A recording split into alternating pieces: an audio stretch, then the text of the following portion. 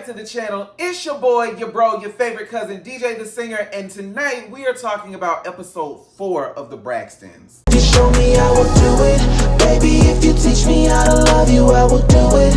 All the pain you've been through, I refuse to take you through it. Baby, if you teach me how to love you, I will do it. I promise I'll prove it. Such a alien pain. If you're returning, hey cousin, and if you're brand new here, go ahead, hit that like button, hit that subscribe button, turn your notifications on so you can be the first to be notified when I drop new content. And while you're at it, go ahead and follow me on all of my social media. You guys, it was so much that happened within the first 10 minutes of this one episode. All season long, we've been seeing this build up to this moment here. We see Tamar going back and forth with Tawanda about this house that she put a down payment on. We see Toni being accused of saying things that she didn't say. We see Tawanda accusing Tamar of sleeping with Toni's exes. There was even a part in the episode where Tawanda said, I know where all the bodies are buried. I know where all the bodies are buried. Now, I would have used a different vernacular because that could definitely be taken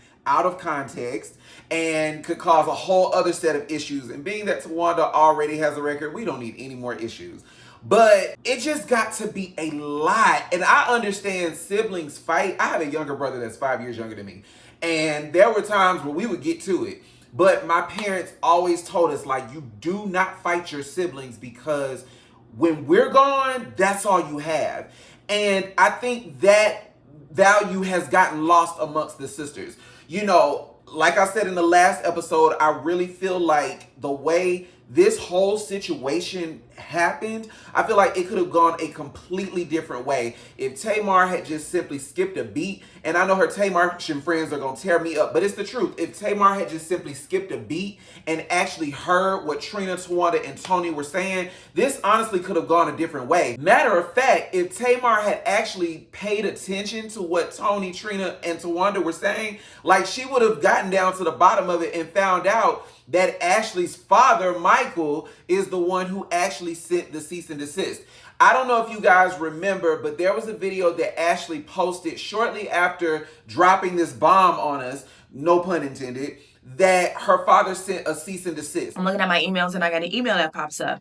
And it's a cease and desist letter from you-know-who, from the one who shall not be named, to Lord Voldemort. And I was like, and immediately I was back to that little kid again. The little kid who was told to shut up. The little kid who had to hold everything in and be quiet. Like, it just felt like somebody was pressing on that part again. You know, it feels like somebody's going like this to you, and it's like somebody's starting to squeeze it, and I'm starting to feel like this again. Like, oh no, people are trying to shut me up. It's crazy. And her father has this, I think he's a doctor. And so the reason for the cease and desist was basically he just didn't want anything to ruin his reputation. But by that point, the damage had already been done. We already knew what it was. Ashley had already told us. So I guess to keep it from sprouting legs and growing into this forest of accusations and drama, I guess he felt the safest thing for him to do was to send a cease and desist. But in my humble opinion, I feel like that cease and desist adds to and gives further validity to the fact that you are actually guilty and everything that Ashley said was actually true. I also told you guys when the initial trailer dropped that I don't know what it was that happened for Toni Michelle Braxton to get up out of her seat. But whatever it was, Tamar did it. And this scene proved it. Tamar was up there talking about, you bees are jealous. You bees are jealous. She even came out her mouth and called Tawanda a ho, ho, ho. And I was like, whoa, this is taking it a bit far. I don't believe that it was intentional for Toni, Trina, and Tawanda to gaslight her. But by this point, the conversation was already escalated. Everybody's in their feelings. Nobody's hearing one another. It's boiled over into y'all are treating each other like y'all are hood chicks on the street. And when Toni stood up and, you know, Tamar was like, and I didn't realize Toni is really short. Like, Toni's the shortest one out of all of them. Like, Tamar was looking down on her like, you know, and Trina stepped in between them. And next thing you know, Trina's head goes back because Tamar pulled her wig and she kicked her. And I was like, whoa, hold up, sis. Hold up. And I'm going to tell y'all, it's a lot of people in the comment section. They jealous of Tamar. They jealous of Tamar. Tamar's never wrong. Tamar's never wrong. First of all, that's been part of the problem. That's how Tamar got to where she is. Being so, like, literally watching Tamar in this one scene literally made her that much more unlikable to me. This is just my opinion. That's what made her that much more unlikable, because I don't care what the circumstances are. You got to have some self-control. Ma'am, if you are not 40, you are a little over 40. Like, act like it. You were acting like a prepubescent teenager, and it showed. And it literally proved that every single beef that she's been the common denominator. For all of those people that are going to side with Tamar, she didn't do nothing wrong. She didn't do nothing wrong. She didn't do nothing wrong. Here's a question for you. Where is her friend circle? And I'm not talking about the gays that she hangs with. I'm talking about her real friend circle. She was surrounded by Mary J. Blige at one point, Sparkle at one point, Toya was a friend of hers, Monica was a friend of hers, Toni was a friend of hers, Candy was even a friend of hers at one point. Where they at? The common denominator is Tamar. Even in the beefs that she's been in, I keep bringing this up, but the beefs with K. Michelle, the beefs with Lonnie, the beefs with the girls from The Real, the beefs with her sister. Tamar probably even has beef with herself. Tamar and these men that she's dated, I'm not saying that these other people that she has beefed with, I'm not saying that Tamar is exempt, but what I am saying is Tamar is the common denominator in each one of these situations. So at some point, if all of these people, whether they are connected or not, if all of these people are having issues with you, you may want to take a step back and look at the mirror and ask yourself, where am I messing up? What am I doing wrong? Where are my areas of improvement? And you need to get around some people that can actually tell you something that you'll actually listen to. Tamar's issue is she's not accountable for anything. Later on in the episode, and before I even get to that, let me also say this. This is not my moment to rag on Tamar, but these are just my observations. If you look later on in the episode, the producer even said something to her like, these are your sisters. And she was like, well, you know, if you don't want no fights, then they shouldn't be trying to fight me. What? That literally comes from the mindset of somebody who is not accountable for their actions. Talk about mental illness. Yes, ma'am, you are mentally unwell. Because if you think that your behavior in that situation was proper, if you think that your behavior thus far has been proper, I don't care if you got facts or not. Everything that you just did on this episode invalidates everything. You would have gotten a lot further had you acted like an adult and acted your age, not your shoe size. Pun intended. Like, it was a lot for me. It was a lot for me. This situation did not have to go as far as it did. Another thing, my brother's getting married in April. I told y'all, I'm not missing that day for anything in this world. I don't care if he and I fall out or not. I'm going to put on a facade and act like I got some damn sense and go up in there and, you know, I'm going to be smiling with the rest of them. I can feel however I want to feel. We don't have to talk after your wedding, but I'm not missing that day. And the fact that Tamar missed her sister's wedding, that's very telling of her character and her personality. I don't care how talented she is. We're talking about your character, and your character supersedes anything that you do on that stage. Another point that I want to make in regards to Tamar, I was so disappointed looking at this character on screen. Toni even said Tamar is more obsessed with being infamous than being famous.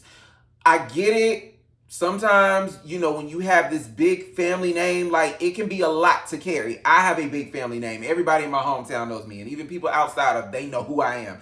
All because of my parents and my grandparents. So I get it, but at the same time, at some point, you gotta act like you got some sense. Like, Tamar really and truly could have been so much further in her music career had she just listened to somebody. She was doing great when she was with Vince. You could have gotten divorced and still kept that business relationship, but you ruined that. You went from dealing with Vince to being independent, and then you start dealing with all these crazy men, David Adefeso, JR. It was somebody else she was entertaining. And now look at you. You might as well say you're independent and you are struggling to get a hit, girl. I reviewed her short film Heartbreak Retrograde earlier today. Let me tell you, the amount of wisdom that is in that film, I would advise Tamar to take some of that advice, because you didn't take your advice. You didn't take your own advice, and you didn't take the advice and the wisdom that was given to you while on set. Because had you a lot of this, man, I'm gonna let y'all dissect that in the comments. Because I'm gonna tell you right now,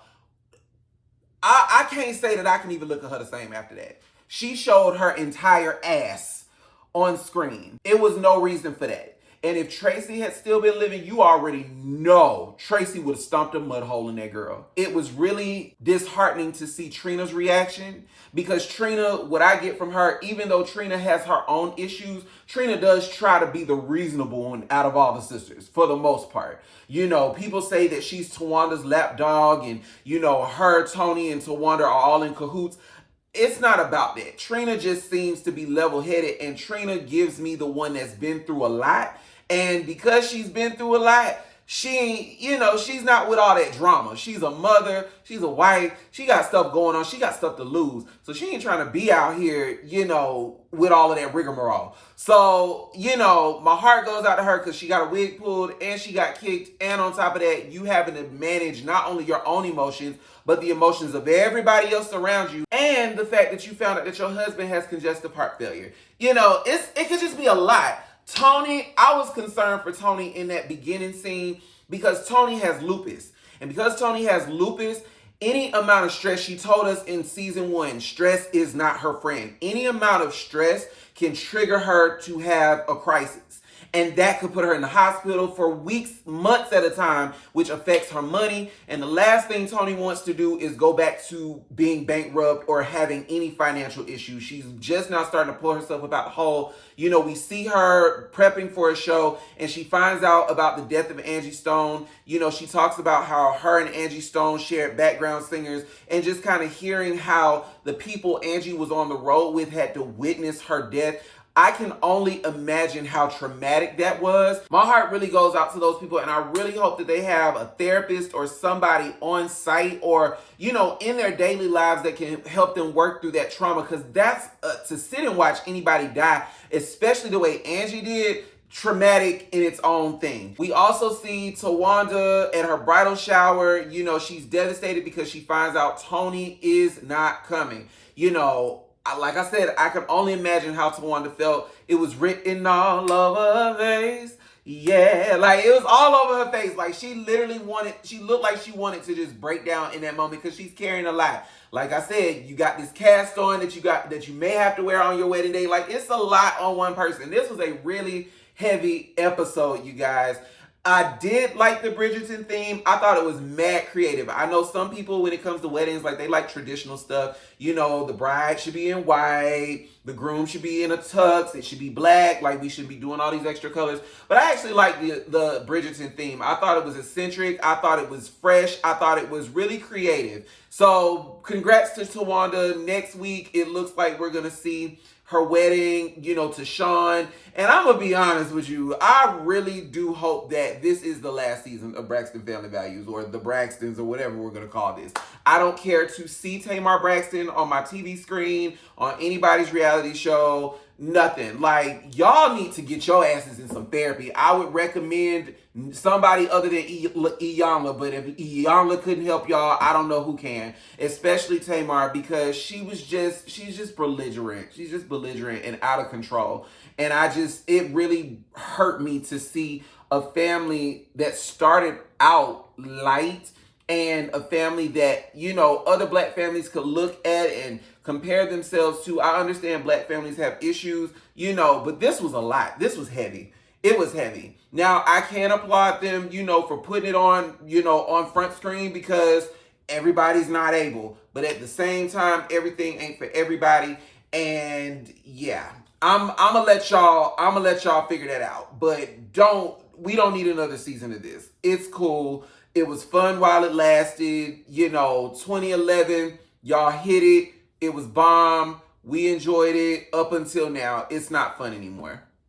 It's not fun anymore. So I want to hear from you guys down in the comments below. Let me know what you think. Let me know, what were the highlights of this episode? Where did any of this go wrong? Like, I want to hear it all. Let me know down below in the comments. I am your cousin in music, DJ The Singer. You can find me on all of your social media at DIIJAI The Singer. If you haven't already, go ahead and hit that subscribe button, hit that like button, hit that share button, leave me a comment. And while you're at it, go ahead and follow me on all of my social media. But until next time, I love you guys. I have some other videos coming up for you this weekend. I got group projects and research papers, so I'm going to try to get that done as well. But as I always say, stay far away from haters. They make you itch. Y'all stay safe. Happy Halloween.